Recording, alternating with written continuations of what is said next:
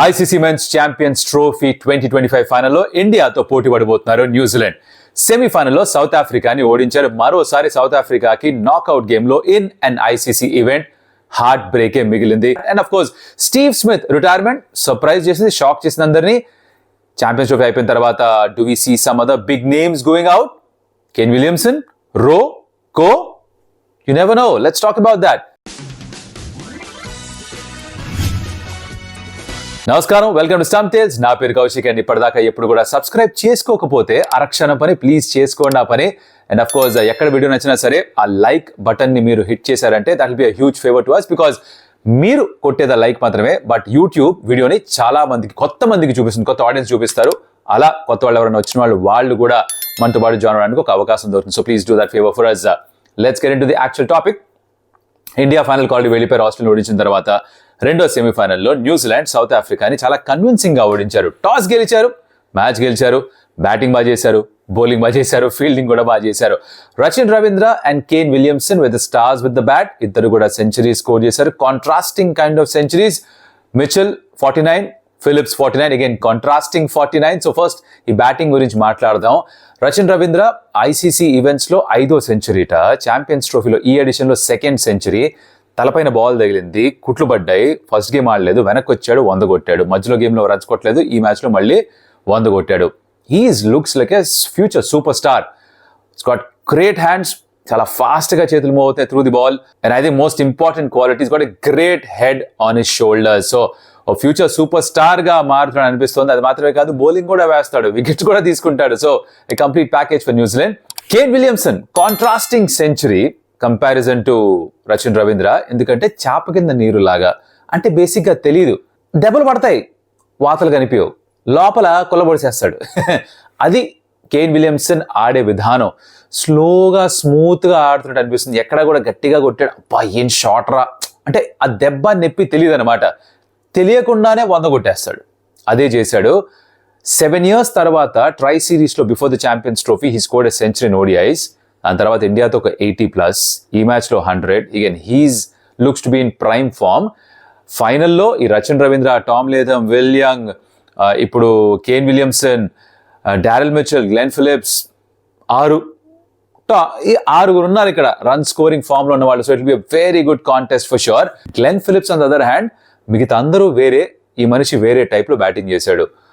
184 strike rate ఎంతో, 27 balls లో 49 కొట్టాడు. లాస్ట్లో సరే రన్నింగ్ బిట్వీన్ ద వికెట్స్ స్పెసిఫిక్గా ఒక పాయింట్ చెప్తా. ఏంటంటే లాస్ట్ చూసారా మీరు, ఒక ఉసేన్ బోల్ట్, ఒక స్ప్రింటర్ ఎలా అయితే వెయిట్ చేస్తాడో నాన్ స్ట్రైక్ రేట్ దగ్గర అట్లా నుంచున్నాడు లాస్ట్ 2 balls కి. అంటే గో అనగానే పరిగెడతారు, అలా రెడీగా అనమాట. లాస్ట్ బాల్ కూడా 2 పరిగెత్తిన విధానం చూస్తే మైండ్ దొబ్బాల్సిందే మనిషి. అథ్లెటిసిజం అట్ ఇట్స్ పీక్ అనమాట. సరే బ్యాటింగ్ ఎబిలిటీ కూడా సూపర్ ఉంది. ఈ IPLలో ఎలా ఆడతాడో I want to release, because I think తన ఫామ్ ఇప్పుడు కరెక్ట్గా కలిసి వస్తున్నట్టుగా ఉంది, పర్ఫార్మెన్స్లోకి మారుతోంది.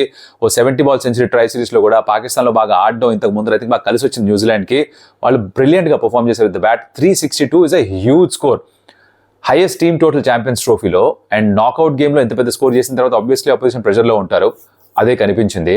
పైగా సౌత్ ఆఫ్రికా బ్యాటింగ్ రాగానే టెంబా బాబు మా భయ్య ఏం చేసావు భయ్య, ఎందుకంటే నెమ్మదిగా ఆడు, నాకు అర్థమే కాలేదు అసలు. మొదటి 20 balls లో 8 runs అనుకుంటా, దాంట్లో 10-12 డాట్ బాల్స్. ఓ పార్ట్నర్షిప్ అయితే క్రియేట్ చేశాడు. అంటే ఇప్పుడు ఆ ఫస్ట్లో అంత స్లోగా ఆడినప్పుడు మొమెంటం మీరు న్యూజిలాండ్కి ఇచ్చేశారు. అక్కడి నుంచి always trying to play catch up and work out కాలేదు. లాస్ట్లో డేవిడ్ మిల్లర్ వచ్చి ఒక 67 balls లో 100. I think David Miller South Africa మొత్తం చోక్ చేస్తారు నాకౌట్స్లో, but David Miller somebody is not choking in the knockouts, because తను ఆస్ట్రేలియాతో కూడా 2023 ODI వరల్డ్ కప్ సెమీఫైనల్లో కూడా 100 కొట్టాడు, ఇక్కడ 100 కొట్టాడు సెమీఫైనల్లో, both in losing causes. I think ఇంత ముందర 2015లో కూడా మంచి నాకే ఆడాడు, 2013 ఛాంపియన్స్ కూడా ఒక మంచి నాకే ఆడాడు. సో నాకౌట్స్లో he usually performs well. I think 2015లో 18 ball 49 సంథింగ్, అది కూడా లూజింగ్ కాజే. బట్ మీరు ఎలా చూసినా సరే తను అయితే బాగా ఆడుతున్నాడు. బట్ అగైన్ తను వచ్చిన బ్యాటింగ్ పొజిషన్ అప్పటికి మ్యాచ్ అయిపోయింది, ఇంకా తన సొంతగా తన మైల్ స్టోన్ కోసం ఆడుకోవడమే మిగిలింది. లాస్ట్లో చూస్తే కనుక ఎంగిడి కూడా సెలబ్రేట్ చేశాడు మనోడు 100 కొట్టినప్పుడు, 100 రీచ్ అయినప్పుడు. But it no consequence. ఇప్పుడు మీరు 100 కొట్టినా 200 కొట్టినా టీం గెలవలేదు అనుకో, మీకు మాత్రమే గుర్తుంటుంది. కానీ మీరు 80 కొట్టినా కూడా టీం గెలిచిందనుకో, ప్రపంచం మొత్తం గుర్తుపెట్టుకుంటుంది. అదే తేడా. So Miller century it's gone in vein. Santner చాలా బాగా బౌలింగ్ చేశాడు. Will be real threat for India for sure దుబాయ్లో. వాళ్ళ ఫాస్ట్ బౌలర్స్ లో మ్యాట్ హెన్రీ ఇచ్చిన షోల్డర్ ఇంజురీ అనేది కనిపించింది క్యాచ్ పట్టినప్పుడు, బట్ వెనక్కి వచ్చి ఒక స్పెల్ వేసాడు. So I think is okay. Mixed back kind of performance ball తోటి, బట్ 360 స్కోర్ ఉన్నప్పుడు బోర్డు పైన మీరు ఏం చేసినా చెల్లిపోతుంది. అదే జరిగింది. న్యూజిలాండ్ గెలిచారు, ఫైనల్కి వచ్చేసారు. సరే, ఇది ఇలా ఉంటే స్టీవ్ స్మిత్ వాళ్ళ సెమీఫైనల్ అయిపోయిన వెంటనే, ఆస్ట్రేలియా ఇండియాతో ఓడిపోయిన వెంటనే ఓడిఐ క్రికెట్కి ఇంకా నాకు సెలవు, నేను ఇంకా ఆడను అని చెప్పేశాడు. సర్ప్రైజ్ మూవ్, బికాజ్ ఎవరు ఎక్స్పెక్ట్ చేయలేదు. అంటే గతంలో కూడా తన గురించి మాట్లాడుతున్నప్పుడు ఆస్ట్రేలియాలో తను అడిగినప్పుడల్లా కూడా ఇంకెంతకాలం ఆడతారు, రిటైర్మెంట్ మీ మైండ్లో ఉందని ప్రశ్న అడిగినప్పుడు సిరీస్ బై సిరీస్ చూస్తున్నాను, ఏ ఫార్మాట్ అయినా సరే దాన్ని బట్టే డిసైడ్ చేసుకుంటా అని చెప్పి పెట్టేట ముందరే. సో ఇక్కడ ఈ ఛాంపియన్స్ ట్రోఫీ అయిపోగానే ఇంకా చాలు ఓడిఐ టెస్ట్కి T20స్కి అవైలబుల్గా ఉంటా అని చెప్పాడు. టెస్ట్ మ్యాచెస్లో వచ్చే సంవత్సరం జరిగే యాషెస్ కూడా ఆడడానికి ఒక ఐడియా ఉంది నాకు అని చెప్పేశాడు. సో అప్పటి వరకు టెస్ట్ మ్యాచ్లో కనిపిస్తాడని ఒక ఆలోచన ఫ్యాన్స్కి. T20స్లో తను సెలెక్ట్ చేయట్లేదు. 2024 T20 వరల్డ్ కప్లో కూడా పిక్ చేయలేదు తన్ని, బట్ నేను అవైలబుల్గా ఉన్నా and his wish is to play in the Olympics 2028లో జరిగే ఒలింపిక్స్లో తను ఆడతానని చెప్పి ఒక ఇంట్రెస్ట్ చెప్పాట. Steve Smith very interesting journey international క్రికెట్లో, బికాస్ తను వచ్చినప్పుడు షేన్ వార్న్ కెరీర్ అయిపోయిన తర్వాత నెక్స్ట్ లెగ్ స్పిన్నర్ ఎవరు ఆస్ట్రేలియా కంటే స్టీవ్ స్మిత్ వచ్చాడు. Actually that's how it started off. Use to bat number 8, number 9, number 10 and నెమ్మదిగా బ్యాటింగ్ ఇంప్రూవ్ చేసుకుంటూ బౌలింగ్ వదిలేసి ఇప్పుడు బౌలింగ్ చాలా రేర్గా చేస్తాడు. And he's become one of the best batters international క్రికెట్లో, ఎస్పెషల్లీ టెస్ట్ ఫార్మాట్లో అయితే I think he's done amazing level. ఓడిఐలో ఓకే అంటే 2 వరల్డ్ కప్స్ ఉన్నాయి, 2023 ఒకటి, 2015 ఒకటి. ఈ 2 వరల్డ్ కప్స్ ఉన్నాయి తనకి with Australian team of course. But 170 మ్యాచ్లు ఆడాడు, 6,000 కంటే తక్కువ రన్స్ ఉన్నాయి, 12 సెంచరీస్ మాత్రమే స్కోర్ చేశాడు, average in the 40. So it's not an extraordinary career by any stretch of imagination. కాకపోతే తను ఎలా అయితే బౌలర్గా అడుగుపెట్టి బ్యాటర్గా ఫినిష్ చేశాడో it's a story in it self. మన ఇండియన్ క్రికెటింగ్ సర్కిల్స్లో, ఇండియన్ క్రికెట్ హిస్టరీలో రవి శాస్త్రి గారి పేరు, అలాగే కపిల్ దేవ్ బౌలర్గా స్టార్ట్ ఒక ఆల్రౌండర్గా ఫినిష్ అవడం, ఇలాంటి కొన్ని ఎగ్జాంపుల్స్ ఉంటాయి. అలాగే స్టీవ్ స్మిత్ కూడా ఈ kind of did the same. Now Steve Smith ఇలా గుడ్ బై చెప్పేసిన తర్వాత ఆ జనరేషన్ నుంచి ఇంకెవరన్నా కూడా ఓడిఐ క్రికెట్ వదిలేస్తారా ఛాంపియన్స్ ట్రోఫీ అయిపోయిన తర్వాత క్వశ్చన్ మార్క్. దాంట్లో ఫైనల్లో ఆడుతున్నది ఇండియా న్యూజిలాండ్. సో న్యూజిలాండ్ తరఫున maybe Kane Williamson, because we struggling with his tennis elbow. Recovery వెనక్కి వచ్చాడు కానీ ఇప్పటికి కూడా doesn't look as fluent best. And ACL reconstruction కూడా అయింది. గుర్తుంది ఒక IPL మ్యాచ్లో ఫస్ట్ గేమ్లో క్యాచ్ పట్టే క్రమంలో నీ పైన ల్యాండ్ అవ్వడం, ACL tore and then of course reconstruction surgery జరిగింది. Was out of the IPL. తర్వాత మళ్ళీ కమ్బ్యాక్ చేశాడు. So is not really moving really quick. ఇప్పటికీ ఈజ్ గాట్ గ్రేట్ హ్యాండ్స్, మంచి క్యాచెస్ పడతాడు కానీ ఫీల్డ్లో కొంచెం నెమ్మదిగా మూవ్ అవుతున్నాడు. ఎందుకో తెలియదు, వీ నెవర్ నో. సడన్గా వీళ్ళు ఇలాంటి హై ఈవెంట్స్, మేజర్ ఈవెంట్స్ తర్వాత రిటైర్మెంట్స్ అనౌన్స్ చేసేయచ్చు. Because next major ODI event is in 2027, 2 ఏళ్ల తర్వాత. అప్పటిదాకా బాడీ సహకరిస్తుందా లేదా వాళ్ళకి తెలిసినట్టుగా బయట ఎవరికి కూడా తెలియదు. నౌ స్టీవ్ స్మిత్ కూడా డిసైడ్ చేసుకున్నాడు బ్రెయిన్లో, okay I'm done, I don't think I last 2027 and next జనరేషన్గా ఛాన్స్ ఇవ్వాలి ఇప్పటి నుంచి అనుకున్నాడు, వెళ్ళిపోతున్నాడు. అలాగే కేన్ విలియమ్సన్ అదే చెప్తే another great will probably say good bye to ODIs. And Indian team point of view ఆలోచిస్తే చాలా మంది మనసుల్లో ఉన్న ఒక డౌట్ ఏంటంటే, ఎలా అయితే T20 వరల్డ్ కప్ 2024లో గెలిచిన తర్వాత సడన్గా అసలు ఏమీ ముందుగా ఇంటిమేషన్ నోటీస్ లేకుండా విరాట్ కోహ్లీ, రోహిత్ శర్మ, జడేజా ముగ్గురు ఒకేసారి గుడ్ బై చెప్పేశారో, అలాంటిది ఏమైనా ODIsలో కూడా జరుగుతుందని ఒక టెన్షన్. ఎందుకంటే అందరూ కూడా 36 సంవత్సరాలు పైబడ్డ వాళ్ళే, 36, 37. 2027 కల్లా కూడా ఆలోచిస్తే Virat will be 37, 38, pushing 38, Rohit Sharma pushing 38, 39, Jadeja కూడా అదే ఏజ్ గ్రూప్, విరాట్ బ్యాచేగా తను కూడా. ఆడతారంతవరకు తెలీదు. సో ఒకవేళ ఛాంపియన్స్ ట్రోఫీ గెలిస్తే ఆన్ ఏ హై వెళ్ళిపోదాం అనుకుంటారా, ఒక ICC ఈవెంట్ ఆ వైట్ జాకెట్స్ వేసుకొని ట్రోఫీ ఎత్తిన తర్వాత 2013 తర్వాత మళ్ళీ ఇప్పుడే వరుసగా 3 ఫైనల్స్లోకి వచ్చారు. It could be a brilliant high. But అక్కడ గుడ్ బై చెప్పేస్తారా అని ఒక భయం ఉంది చాలా మంది ఫ్యాన్స్కి. ఎవరు చెప్తారో తెలియదు కానీ పాసిబిలిటీస్ ఉందంటే ఫర్ షూర్ ఉంది. బికాజ్ రోహిత్ శర్మకు కూడా తెలుసు దట్ 2 సంవత్సరాల వరకు పుష్ చేసుకోగలడు తన బాడీని. T20స్కి గుడ్ బై చెప్పేశాడు. ODI క్రికెట్ ఎక్కువ జరగట్లేదు, టెస్ట్ మ్యాచెస్ ఎక్కువగా ఆడుతున్నాడు, దాంట్లో కూడా తన స్థానం ఉందో లేదో తెలియదు.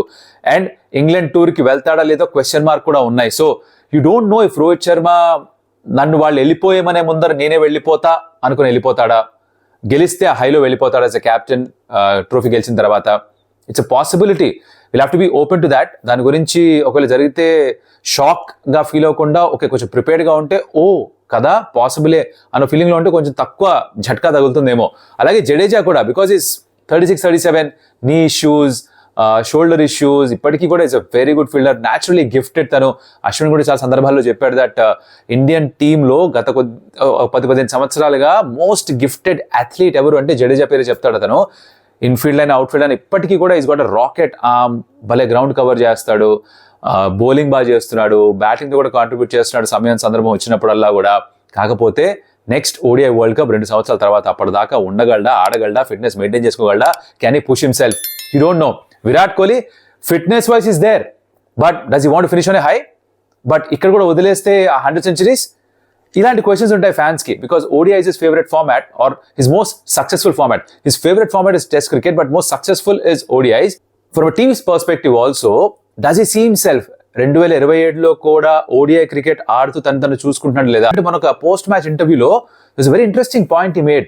అడిగారు పాకిస్తాన్ గేమ్ తర్వాత మీకు ఒక వారం టైం ఉంది, ఇది మంచిదా కాదా అంటే విరాట్ ఏమన్నాడంటే, నాకు 36 సంవత్సరాలు, ఇప్పుడు 23 సంవత్సరాలు ఉన్న ప్లేయర్స్ ఎలా ఫీల్ అవుతారో తెలియదు, కానీ నేనైతే వెల్కమ్ చేస్తాను, నా బాడీ ఇప్పుడు రికవర్ అవడానికి ఎక్కువ టైం పడుతోంది, I don't mind these extra days of అని చెప్పాడు. ఒక 2 రోజులు పడుతుంది రికవర్ అవడానికి.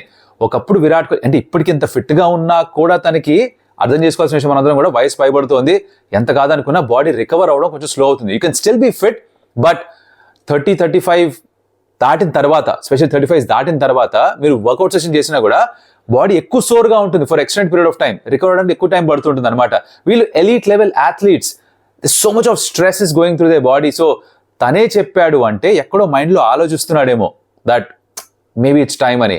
సో ఒకవేళ గనక ఛాంపియన్స్ ట్రోఫీ గెలిస్తే వీళ్ళు ముగ్గురు కూడా మళ్ళీ ఒకేసారి గుడ్ బై చెప్పేస్తారా అన్న ఒక ప్రశ్న ఉంది. మీరేమనుకుంటున్నారు దీని గురించి? I don't really know, but మీ ఒపీనియన్స్ కూడా చెప్పండి. I know that personally, emotionally ఎవరు కూడా వెళ్ళకూడదని అనుకుంటాం. ఇంకోసారి 2027 ఓడిఐ వరల్డ్ కప్ దాకా ఉండాలి, ఆడాలి, గెలవాలి, గెలిపించి వెళ్ళిపోతే బాగుంటుంది.